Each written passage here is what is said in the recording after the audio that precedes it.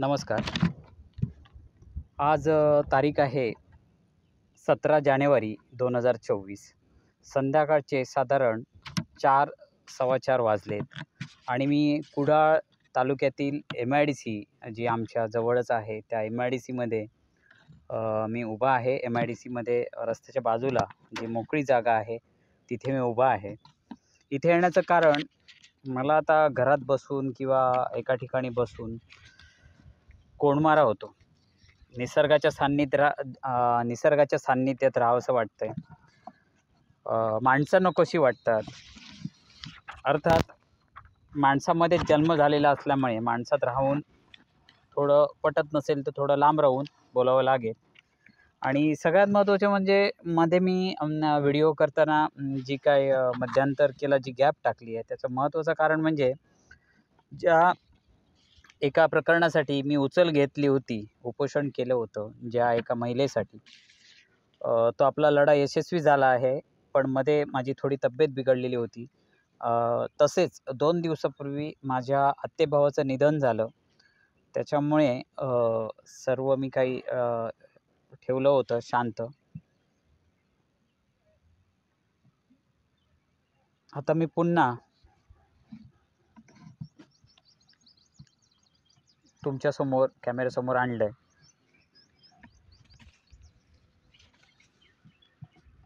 जो माझा भाऊ वारला तो आत्तेभाऊ होता. विशेष म्हणजे देशाच्या सैन्यात त्याने चांगली भूमिका बजावली होती, चांगल्या पदावर होता. तर त्याचं मी स्मरण करतो आणि माझा व्यक्तिगत आणि सामाजिक पातळीवर जो लढा आहे देश पातळीवरचा तो पुढे चालू करतो.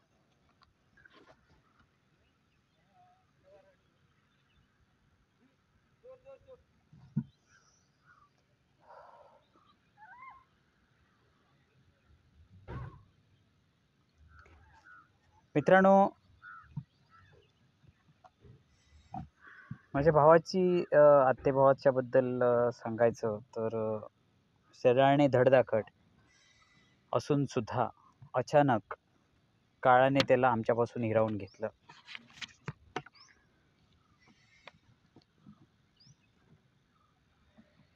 ही वेळ कोणाच्या बाबतीत कशी येईल सांगता येत नाही. जन्म जसा आपल्या हातात नसतो तसा मृत्यूही आपल्या हातात नसतो. तर थोड्या बोलायला जड जात आहे, पण ज्या आपल्या ड्युटीज आहेत त्या आपल्याला कराव्या लागणार. जो माझा व्हिडिओ करण्याचा जो सातत्य आहे ते मला चालू ठेवावं लागणार.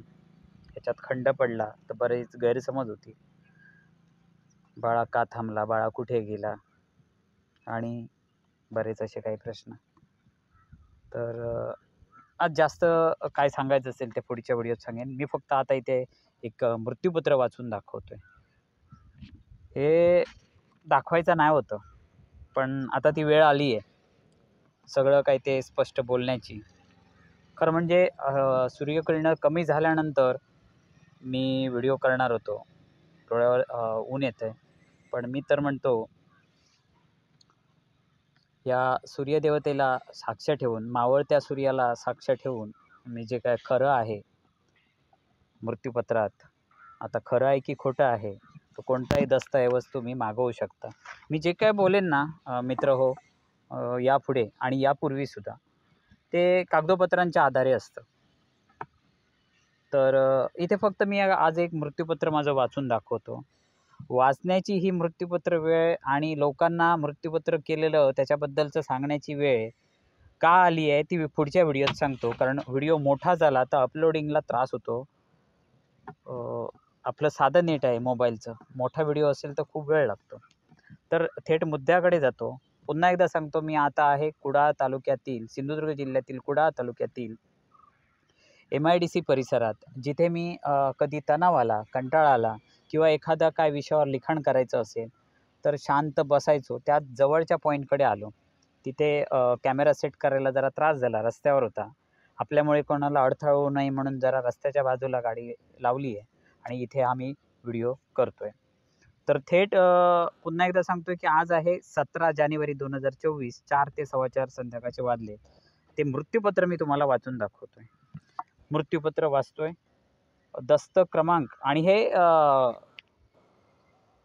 निबंधक कार्यालयाकडे जिथे तुम्ही आपण सगळे खरेदी खत वगैरे नोंदवतो त्या विभागाकडे हे नोंदवलेले आहे, म्हणजे नोंदणीकृत आहे.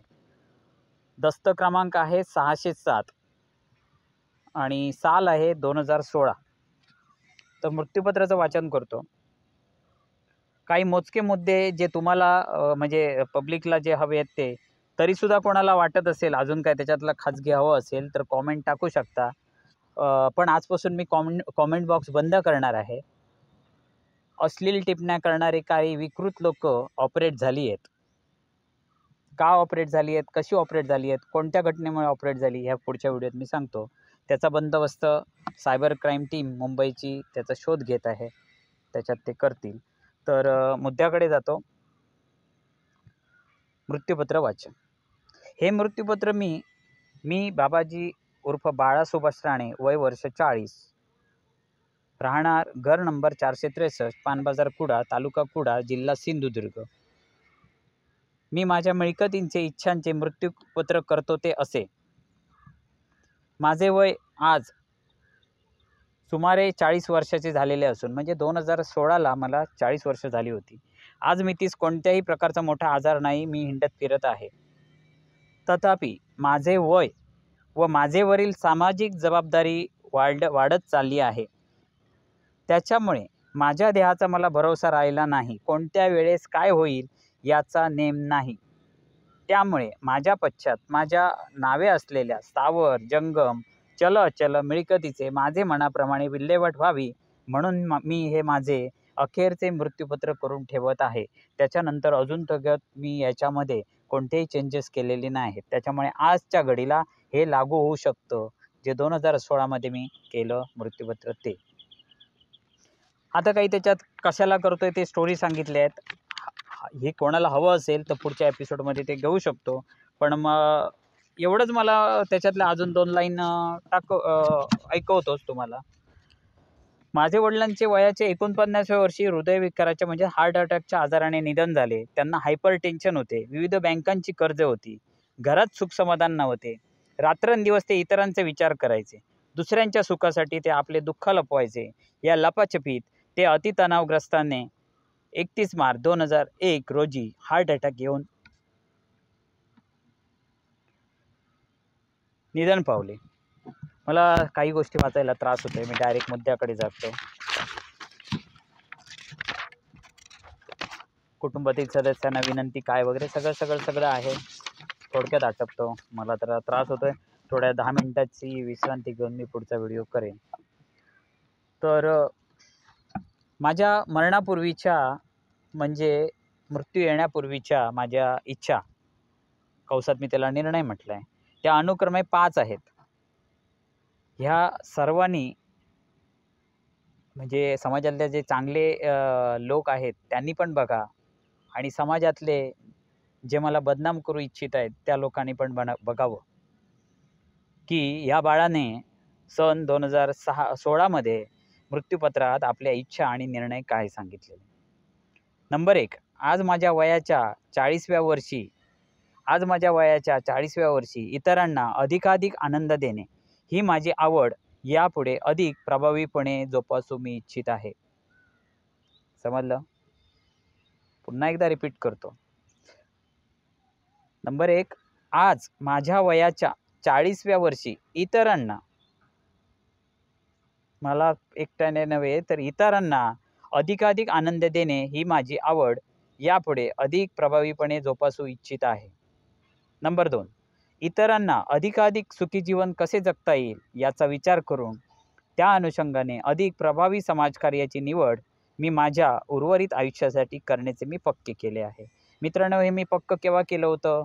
सन 2016 मध्ये. नंबर 3, माझे मरण येईपर्यंत मानवजातीला, देशाला, जगाला उपयोगी ठरणारे सर्व विज्ञान विषयक प्रयोग संशोधन करणे. आता याच्यात तुम्ही म्हणत असाल कोण स्वतःला सायंटिस्ट समजतोस काय तू? विज्ञान विषयक प्रयोग आणि संशोधन, एवढा तू कोण मोठा सायंटिस्ट आहे का? तर मी सगळ्यांना एकच हात जोडून सांगेन की नक्कीच सायंटिस्ट तेवढा नाही, पण मला लोक ओळखतात की मी सायन्समध्ये किती इंटरेस्टेड आहे तो. बाकी आपल्या वेळेकाळाचा भाग असं म्हणूया. नंबर 4, सर्व प्रकारे मानवाचे जीवन अधिकाधिक सुसह्य सुखकर होण्यासाठीचे संशोधनपर समाजोपयोगी लिखाण करणे, सभा संमेलन यांचे आयोजन करणे. मित्रांनो, हा 4 नंबरचा मुद्दा तुम्हाला पटला असेल, कारण मी ते करताना तुम्हाला दिसतोय. कितीही त्रास झाले तरी ह्या मुद्द्यावर माझं जोरदार काम चालू आहे. म्हणजे लोकनिदर्शनास येण्यासारखं जे आहे ते आहेच. तेच पुन्हा एकदा रिपीट करतो. नंबर 4चा मुद्दा आहे, सर्व प्रकारे मानवाचे जीवन अधिकाधिक सुसह्य सुखकर होण्यासाठीचे संशोधनपर समाजोपयोगी लिखाण करणे, सभा संमेलन यांचे आयोजन करणे. नंबर 5, हा सर्वांनी ऐकावा. अश्लील कॉमेंट कोण करणारे असतील तर त्यांना एक पर्सनल माझ्या लाईफमध्ये काही जण गेलेत फालतू कॉमेंट करायला. काही जण म्हणण्यापेक्षा एकच व्यक्ती आली आहे, त्याचा पोलीस तपास घेत आहेत कोण आहे ती. तर त्यांना मी सांगू इच्छितो, ज्यांना माझ्याबद्दल शंका आणि कुशंका आहेत ते सगळ्या प्रश्नांची उत्तरं बाळाराणी देणार आहे. येत्या 10 दिवसात म्हणण्यापेक्षा 10 दिवसातलं काय ते 2 दिवसातच व्हिडिओ करून मी काय ते देतो. पर्सनल लाईफ पण मी माझं ओपन करणार. खूप उत्सुकता लागली आहे लोकांना. ठीक आहे. काही व्यक्तींना, सॉरी लोकांना नव्हे, काही विकृत व्यक्तींना खूप उंगल्यागिरी करतायत. तर त्यांनी हे बघावं. 5 नंबरचा पॉईंट मी काय म्हटला होता तो, त्याच्या 2016 मध्ये मी नोंदवला होता तो, समाजातील वाईट प्रवृत्ती, अन्याय, अत्याचाराविरोधात जीवाची पर्वा न करता अखेरच्या श्वासापर्यंत संघर्षमय कायदेशीर योग्य लढा. गरज पडेल तिथे कायदेशीर लढा आणि गरज पडेल तिथे सनदशीर मार्गाने, म्हणजे उपोषण असू देत किंवा त्या मार्गाने लढा. हे छंद जोपासू देणं मी उर्वरित आयुष्यासाठी पक्के केले आहेत. हे पक्के मित्रांनो मी सन 2016 मध्ये मी पक्के केले होते. आता याची तारीख मी आज झेरॉक्स आणली आहे, ओरिजिनल आणली नाही आहे, तरी पण त्याच्यावर आपण तारीख बघतो. हां, 30 मार्च 2016 मध्ये 30 मार्च 2016 मध्ये हे मी 2 साक्षीदारांच्या समोर सहाय्यक दुय्यम निबंधक वर्ग 2 सिंधुदुर्ग यांच्याकडे हा दस्तऐवज नोंदवला आहे. 2136ला हा नोंदला गेला. त्याची मी अधिकृत जी फी आहे 300 रुपये अधिकृत, ती मी भरलेली आहे. दस्त क्रमांक कोणाला या जर घ्यायचा असेल तर दिनांक लिहून घ्या, बुधवार 30 मार्च 2016, 5:26ला इथे नंबर असा काहीतरी पडला आहे. कडस नंबर आहे 607/2016.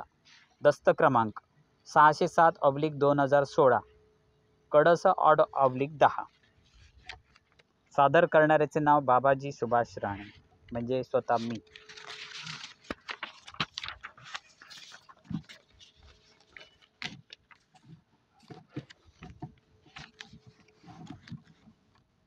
तर हे मृत्यूपत्र ऐकवल्यानंतर आता खरा बाळा ॲक्टिव्ह होतोय. खरा म्हणजे इतके दिवस काय खोटा नव्हता. खरा म्हणजे 24 तास. मध्ये मुलांची काळजी घ्यायची, मध्ये बाकीच्या काही आर्थिक व्यवहार बघायचे आणि याच्यात ते सगळ्यातून मी सुटका येत्या 2-4 दिवसात माझी होईल. कारण प्रत्येक गोष्टीला मी सोल्युशन्स ठेवलं आहे, पळवाट ठेवली नाही आहे. योग्य रीतीने प्रत्येक आलेल्या प्रश्नाला, आलेल्या समस्याला मी आजवर तोंड दिलं. पण ह्याच्यातच उरलेला जन्म माझा वाया जाऊ नये म्हणून